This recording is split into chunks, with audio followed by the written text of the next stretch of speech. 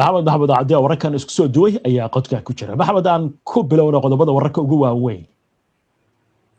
madaxweynaha Mareykanka Donald Trump ayaa ku hanjabay in weerar xoog leh oo ka dhana wadanka Iran uu qaadi doono, wuxuuna sheegay Mareykanku inuu si xoog leh u duqeyn doono wadanka Iran, wuxuuna digniin ku bixiyay weerarada soo socda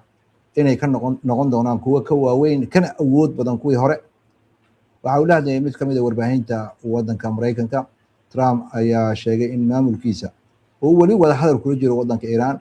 wuxuuna tilmaamay in uu door bidi lahaa khiyaar ah in uu la wareego xarunta istiraatiijiga ee jasiiradda ah ee Iran shidaalka Kharj oo ah meesha inta badan ay Iran istiraatiijiyadeeda ka dhoofiso. wuxuuna intaas ku daray wuxuu door bidi lahaa inuu ka baaqsado inuu goobaha iyo kaabayaasha rayidka oo ay ka mid yihiin buundooyinka iyo korontada inuu beegsado. Trump ayaa sidoo kale tilmaamay in dowladda Mareykanku ay raadinayso sidii ula wareegi lahayd kaabayaasha saliidda ee goobo kale oo Iran ka mid ah, wuxuuna ku andacoonayaa in Iran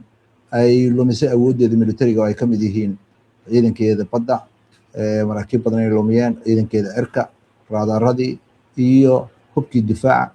hadaladiisan ayaa kusoo beegmaya iyadoo xiisada u dhexeysa Iran iyo Mareykanka cirka isku sii shareerayso oo ay xabada iyo dagaal isweydaarsadeen. wasaaradda gaashaandhigga ee wadanka Iran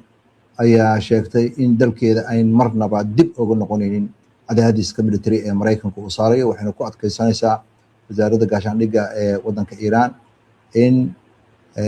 khilaafka gobolka ka jira aan lagu xallin karin dagaal. bayaan ereyo culus lagu soo qoray ayaa wasaaradda ku sheegtay in cadowga Iran aynan khiyaarka lahayn, aanan ka ahayn inay aqbalaan xabad joojin dhinac walba ah si dagaalka dhammaantiis loo soo afjaro. wasaaradda ayaa sidoo kale sheegaysa in colaadii dhowaan ay muujinayso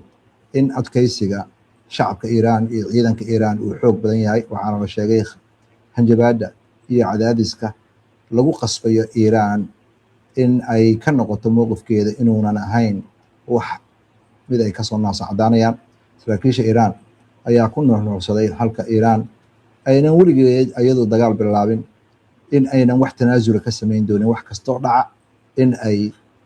amnigeeda qaranka difaacdo, madax banaanideeda, isla markaasna sharafta dhulkeeda sidoo kale inay difaacdo.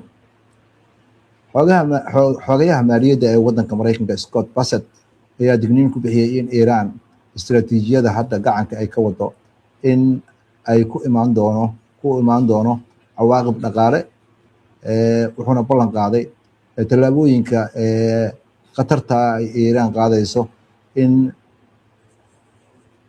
magdhow laga bixin doono maalka Iran laga hayo. xukuumadda Iran ayuu yiri waxay lumin doontaa buu yiri shaxda ay ku jirto,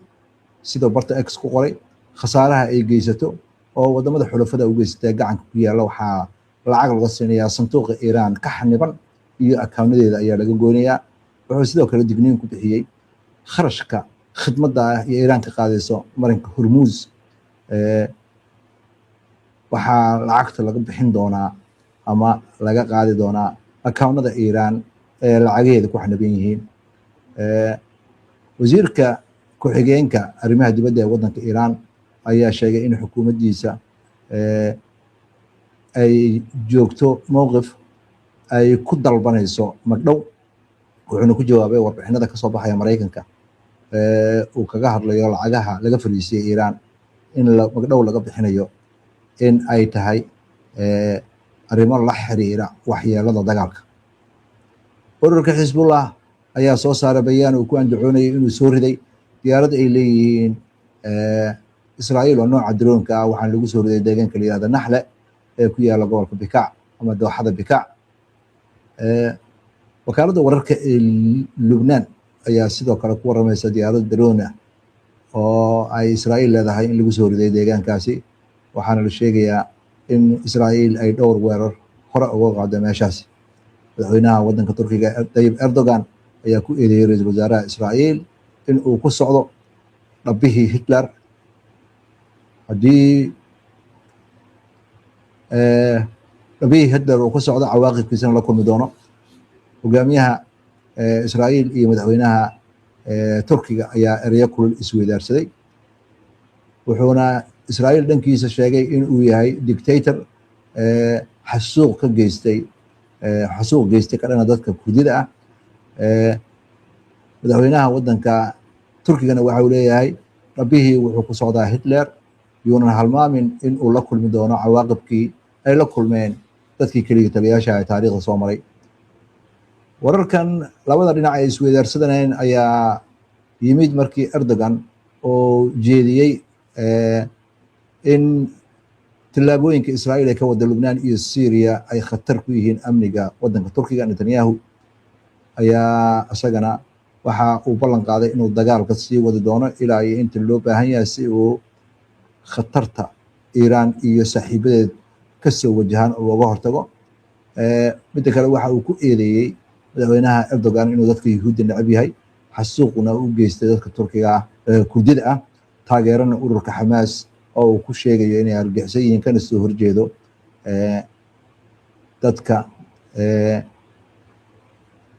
dadkiisana inuu xabsiyada dhigo oo ay ku jiraan mas'uuliyiinta siyaasiyiinta ee siyaasadda isaga soo horjeedaan ma aha buu yiri inuu aniga 10 iga siiyo akhlaaqiyaadka iyo sida loo dhaqmayo ra'iisul wasaaraha Israa'iil Benjamin Netanyahu ayaa kulan degdeg la yeelanaya golihiisa wasiirada iyo mas'uuliyiinta sare xagga amniga waxaana ka wada xaajoonayaan arrimo degdega xafiiska mid kamida wasiirada ayaa u sheegay wargeyska la yiraahdo The Times of Israel kulankan ayaa ku soo beegmaya iyadoo dagaalka ka dhanka ururka Hezbollah ee Lubnaan uu socdo isla markaasna Mareykanku dhowr weerar ku qaaday Iiraan iyo goobo istiraatiiji ah oo Mareykanku ku leeyahay gobolka Bariga Dhexe ay Iiraan duqaysay wararka caalamkana waxaa kamid ah nin ololaya ah oo ka soo horjeeda xukuumadda wadanka Suudaan oo ka shifay lacag iyo wax isdabamarin iyo musuqmaasuq la sheegay ayaa laga afduubay wadanka Kenya caasimadiisa Nairobi waxaana la geeyay baa leeyahay caasimadda Juba ee wadanka Koonfurta Lubnaan sida ay xaaskiisa u sheegtay warbaahinta Athorbi al-Gaddafi diid oo dhalasho Kenyana haysta ayaa niman hubaysan oo madaxyada u duuban yihiin waxa ay ku riteen baabuur waxayna ka kaxaysteen meel magaalada dhexdeeda ah kadibna booliiska warbixin ayaa xaaskiisa u gudbisay oo ay dad marqaatiya soo xigatay waa tahay waxaad mahadsan tahay daawadayaashuna way mahadsan yihiin waxaan u gudbaynaa daawadayaal falaqaynta wararka iyo wixii wara degdeg ah ee soo kordha ha yeeshee aynu ku hakanno qadar xayeysiina waxaad la socotaan barnaamijkii wararka caawa maxamed aan ku bilowno hanjabadahan ka soo yeeraya madaxweynaha Mareykanka Donald Trump waxa ay ka macno yihiin iyo sidoo kale waxa arrintan qobarada ay ka leedahay Axios ayaa soo xiganaysa saraakiil Mareykan oo sheegaya madaxweynaha Mareykanka ayaa cusboonaysiiyay hanjabaad uu ku duqeynayo wadanka Iiraan oo looga gol leeyahay inuu cadaadis ku saaro si ay tanaasulaad uga muujiso miiska wada hadallada gaar ahaan barnaamijkeeda nuclearka madaxweyne Trump ayaa dardar geliyay hanjabaadda uu Iiraan u jeedinayo wuxuuna ku dhawaaqay dowladda Mareykanku inay weerar xoog badan dhowrka saacadood soo socota ay qaadi doonto wuxuuna sheegay dowladda Mareykanku inay ku tala jirto inay la wareegto jasiiradda Kharg oo ah halka shidaalka Iiraan intiisa badan uu ka dhoofo wuxuuna intaas ku daray Iiraan waxa ay lumisay buu leeyahay ama la burburiyey awooddeeda militariga wuxuu sidoo kale sheegayaa in maraakiib badan laga dejiyey ciidankeeda cirkana la burburiyey raadaaradii iyo nidaamkii difaacana la burburiyey waxaa kaloo ayadana is soo taraysa in dhanka Iiraanna ay ka jawaabayaan hanjabaadaasi oo ay leeyihiin wax tanaasula oo aan sameynayn lama arko annagu weligeen dagaal ma qaadin dagaal hadduu Mareykanka soo qaadana 10 lama ilaawana ayuu dhigayna waa gartay waayahay isla arrimaha haddaynu ku sii soconno Iiraan ayada dhankeeda iska cabitan ay wado iyo weerarada ay ka hortagayso maxaa laga yiri ayadana Abbas Aslani oo ka tirsan xarunta daraasaadka istiraatiijiyadda bariga dhexe ayaa waxa uu sheegayaa dardargelinta dagaalka ee labada dhinac u dhexeeya Mareykanka iyo Iiraan iyo in Mareykanku isku dayayo in uu awood cabsigelina soo ceshto ayaa weeraradan mas-uulka ah. waxay u egtaa buu leeyahay dowladda maraykanka inay doonayso inay dagaalka daldalgeliso si ay u abuurto wax ay miiska wada hadallada la timaado oo cadaadis ku saari karta Iiraan si ay tanaasul oga hesho. waa sidoo hadalku dhigayo. hadda ka hor dagaalkii dhacay wax awood ah oo uu maraykanku looga heebeysto lama imaan meesha. dhanka Iiraan ayada laftirkeeda jawaabteeda hore kuma qanacsana. waxay rabtaa maraykanka cadaadis ku filan ma aydan saarin, markan ayay waxay rabtaa haddii weerar kale hadduu qaado in ay ayadana muujiso in ay dagaalka ay dardar gelinayso si maraykanka ugu qasabto inuu dagaalka joojiyo. wuxuuna sidoo kale ku nuxnuuxsanayaa qabiilkani cabsigelinta Iiraan ay isticmaalayso ayaa muhiim ah, maxaa yeelay waxaa muuqata buu leeyahay in sida ay u diyaar garoobaysa Iiraan iyo howlaha ay wado inay yihiin mid ayna ka soo noqonayn jidka ay marayso. waa gartay. waxaa kaloo laleeyahay wadaxaajodadan Iiraan u socda iyo heshiis in la gaaraa suurtagal maahan ilaa iyo inta xafiiska uu joogo ra-iisul wasaaraha Israa'iil Benjamin Netanyahu. maxaa iska galay? Lorenzo Kamal oo ah professor taariikhda dhiga kana shaqeeya jaamacad ku taala Talyaaniga waliba jaamacadda Turin ayaa sharaxaad ka bixinaya in dagaalka Iiraan iyo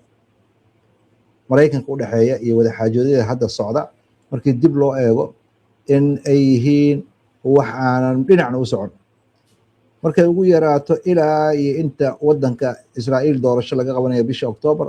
Netanyahu ma ogolaan doono dagaalka ka dhanka wadanka Iiraan in uu dhamaado. sidaa daraadeed xaaladda hadda jirta ee wadaxaajoodka waxay muuqataa inay tahay mid jugjug meeshaada jooga. maalin kasta iyo toddobaad kasta wixii aan hore u aragnay unbaa soo noqonaya.